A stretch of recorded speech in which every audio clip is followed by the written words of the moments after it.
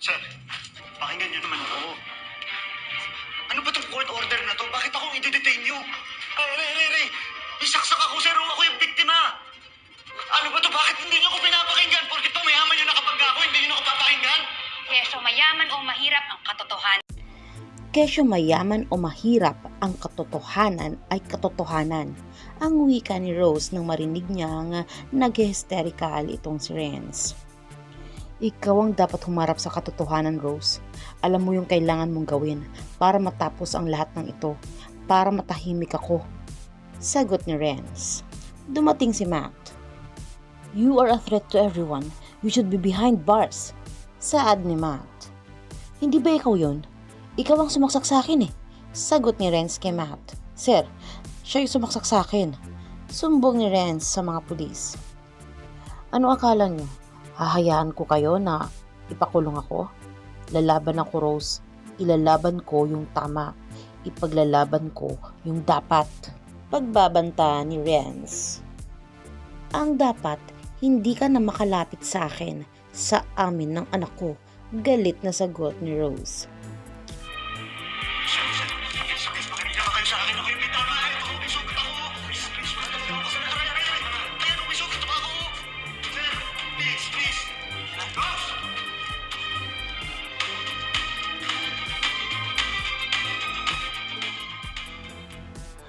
At dahil napakalaki daw ang utang na loob ng mga kapitbahay ni Aling Vanjie kay Mang Mario ay nagtulong-tulong sila upang mapiyansahan itong si Aling Vanjie. Kaya naman nagpapasalamat siya sa mga ito. Ang sabi nga ng mga kapitbahay niya ay hindi daw siya matiis dahil alam nila na kailangan daw siya ni Renz. Sa Rose's Restaurant, Rose, okay lang ha, kahit hindi ka muna pumasok hanggat di pa naaayos ang lahat. Ang saad ni Luz. Mas panatag na ang loob ko. Na-detain na si Renz. Sagot ni Rose. Everything will be back to normal. Sagot naman ni Sandra. What if makagawa pa ng paraan si Renz? Alam niyo naman yung taong desperado. Saad ng isang staff. Alam mo, ang nega-nega mo, ikaw kaya yung mabalikan. Pang-aasar naman ni Barry. Si Renz, makakalaya pa? Imposible na. Saka, sinong tutulong sa kanya? Saad naman ni Elsie.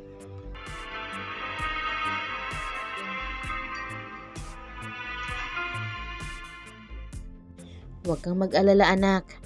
Malalampasan din natin to. Saad ni Vanjie. Paano ka nakalabas? Tanong naman ni Renz. Tinulungan ako ng mga kapitbahay. Pinayansahan nila ako. Sagot ni Vanjie.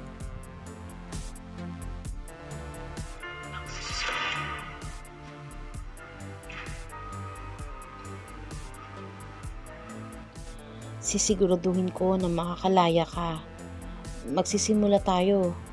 Doon sa malayo, tayong dalawa lang, dugtong ni Vanjie. Umalis ka na. Kaya ko na mag-isa, hindi kita kailangan.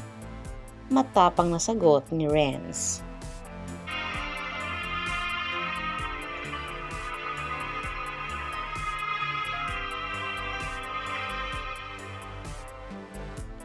Pinuntahan ng abogado si Renz. Gagamitin natin yung mental health issues mo. To your advantage, gagamitin natin siyang defense. Ang saad ng abogado. Paano? Matagal na akong na-release sa mental health facilities. Cleared na ako, attorney. Sagot naman ni Renz. Well, we can have a doctor check you and to determine kung meron ka pang mental health problems. All we need is a diagnosis. Sagot ng abogado. Gusto mo insanity plea? Nagtatakang tanong ni Renz. This will work to your advantage kaysa naman dumiretso ka sa kulungan. At least, with this, pwede kang i-confine sa mental institution for treatment. Paliwanag ng abogado ni Renz. Hindi ko kailangan yun. Sagot naman ni Renz. Renz, listen to me. We will work on your medical clearance when you are no longer a danger to yourself and to others. Paliwanag muli ng abogado.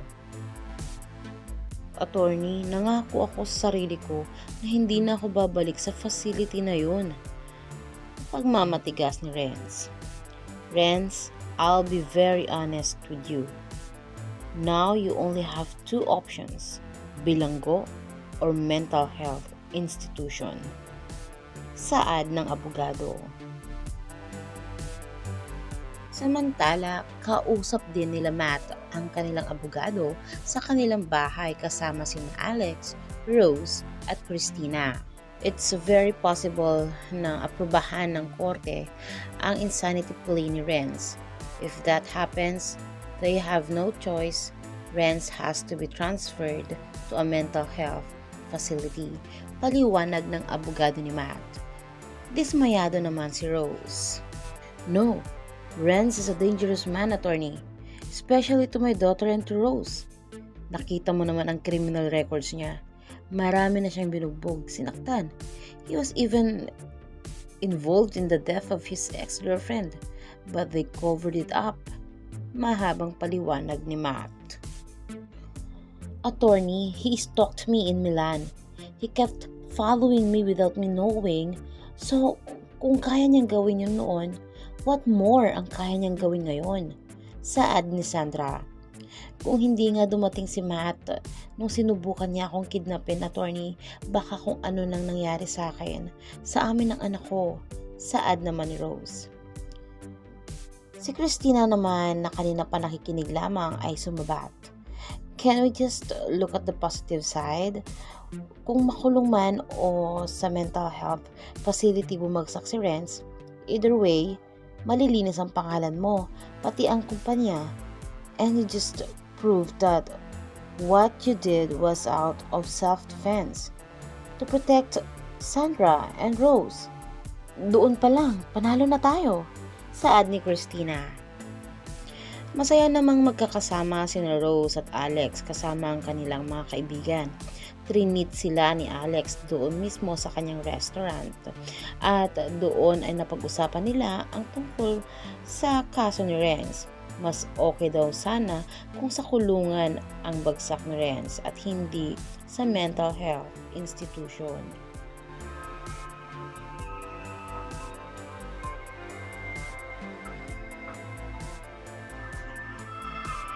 Guten Tag, Monsieur. Was möchten Sie gerne bestellen?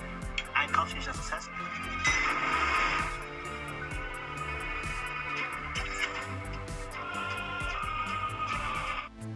Sa tingin mo, Rose, umaasa pa si Jerry na papayag akong mawalay siya sa akin, sa amin ng Tito Claus niya? Tanong ni Luz. Luz, hindi naman talaga madali para sa isang magulang ang malayo sa anak niya, kahit na anong edad pa yon. Sagot naman ni Rose. Ako, personally po coming from my experience, most of my life, away naman ako sa parents ko eh. I lived independently. Aaminin ko, hindi siya biro. Mahirap siya pero despite all of that, madami akong natutunan. Mas naging matapang ako, mas naging matatag. Mahabang pahayag ni Sandra. Kaya naman sobrang natutuwa ako sa Sandrang kaharap ko ngayon. Yung Sandra na buong buo, sagot ni Rose. Humarap si Rose kay Luz. Parte yun ng pagiging magulang. Yung kagustuhan natin na protektahan yung mga anak natin. Pero pagkakatiwalaan pa rin natin sila dun sa kakayanan nila at sa kaya nilang gawin kapag hinayaan na natin silang mag-isa. Pagkatapos ng mahabang pahayag ni Rose ay nagpaalam na ito. Our stocks are picking up finally, saad ni Matt. I knew we're not far from recovery, Matt, and it's a good thing. Okay na rin yung issue kay Renz, saad ni Christina. That insanity plea is not sitting well with me. Sagot naman ni Matt. Pero 'di ba, yun naman ang main issue nyo kay Renz, his violent tendencies due to his mental health issue. Rightfully so, sa mental institution siya dadalhin. Sagot ni Christina. Pero mas makakampante ang lahat kapag sa kulungan siya didiretso, because that's what he deserves. If he can prove that he can get better, he'll be set free. Babalikan niya si Rose. Delikado, mahirap na. Mahabang sagot ni Matt. Yes, that's our main concern. Rose's safety. Natatawang sagot ni Christina. Not only hers, but my daughter's as well. Agad na depensa ni Matt. Damay si Sandra dito at siya ang mas inaalala ko. She's been through so much already, and I do everything to make sure that nothing bad ever happens to her again. Dugtong ni Matt.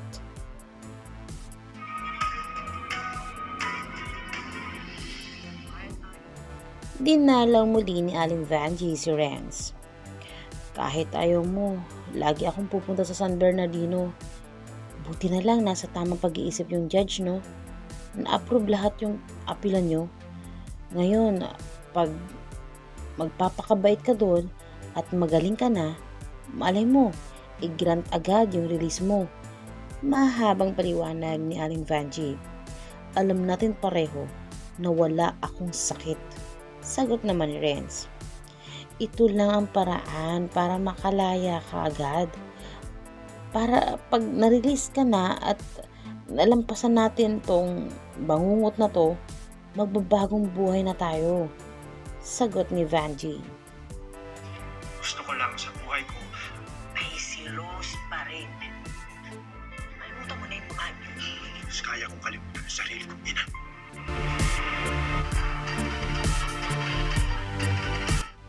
Tameme si Aling Vanjie sa sagot ng anak. Ang sakit naman noon. Kapit lang, Aling Vanjie.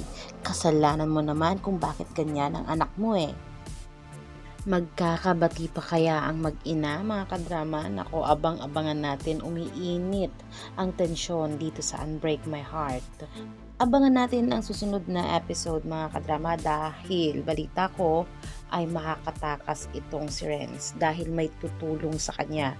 At yan ang ating sabay-sabay na alamin sa susunod na episode kung sino ang tutulong kay Renz. Maraming salamat, mga kadrama. God bless po. Ingat po tayo palagi. Hanggang sa muli.